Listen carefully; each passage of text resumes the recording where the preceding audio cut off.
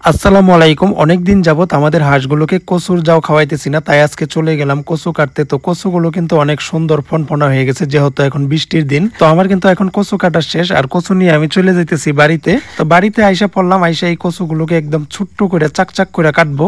যত ছোট ছোট করে কাটা যায় তত তাড়াতাড়ি কিন্তু এগুলো সিদ্ধ হয়ে যায়, আর চাইলের সাথেও একদম মিশা জায়গা লাড়া দিলে। তো আমি কিন্তু ছোট ছোট করে কাটার চেষ্টা করতেছি। আমার কিন্তু কচু কাটা শেষ, আর যে ডেকটার মধ্যে যাও রান্না করি সবসময় ওই ডেকেই দিয়ে দিলাম। তো কচু কাটা শেষ হয়ে গেছে, এখন কিন্তু কিছু চাইল ঢেলে দিলাম, মানে চাইলের খুদ আর কি এইগুলো। তো তারপরে আমি যাইতেছি ঘরে কিছু লবণ নিয়ে আসার জন্য, কারণ লবণ না দিলে কিন্তু কচুগুলো সিদ্ধ হইতে অনেক সময় লাগে, আর লবণ দিলে কিন্তু সাথে সাথে সিদ্ধ হয়ে যায়।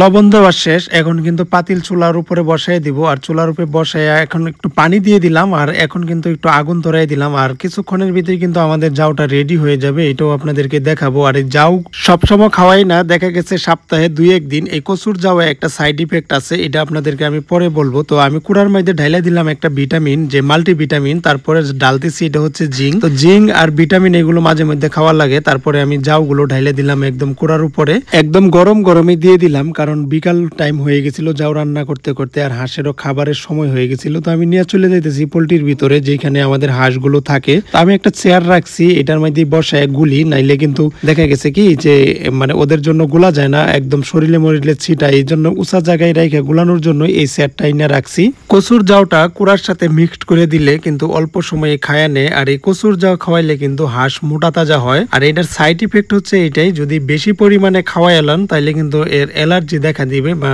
হাঁসের শরীরের পশম গুলো পড়তে থাকবে এরকম। তো আমরা বেশি খাওয়াই না, সপ্তাহে 2-1 দিন। তাছাড়া আমরা কিন্তু কোনো বড় ধরনের সমস্যা দেখি নাই, কারণ আমরা এই হাঁস পালন করতেছি 2 বছর যাবত। আর এই কচুর জাউ কিন্তু আমরা সপ্তাহে 2-1 বার খাওয়াই, কারণ এটা আপনারা মাঝে মধ্যে আমাদের ভিডিওতে দেখতে পারবেন। খাবারটা সম্পূর্ণভাবে আমার গুলানো শেষ, এখন এদেরকে দিতে হবে। আর খাবারের পাত্রটা এই জন্য উল্টায় রাখছি, কারণ ওরা মলত্যাগ করে দিবে, মানে এটার উপরে কিছুক্ষণ পারাইলে দেখা গেছে হাঁস তো মানে একটু পর পর মলত্যাগ করে, তো এই জন্য উল্টায় রাখছিলাম। তারপরে খাবারটা দিতেছি, দেখেন কত কারাকারি করে খাইতেছে। আর আমাদের এখানে কিন্তু বেশি হাঁস থাকায় খাবার দিলে কিন্তু অল্প সময়ের ভিতরে খায় নেয়। আর আমরা কিন্তু খাবার দেখা গেছে অনেক টাইম পর পর দিই, কারণ যখন দেই কারাকারি করে সব খায় নেয়, যাতে নষ্ট না করতে পারে।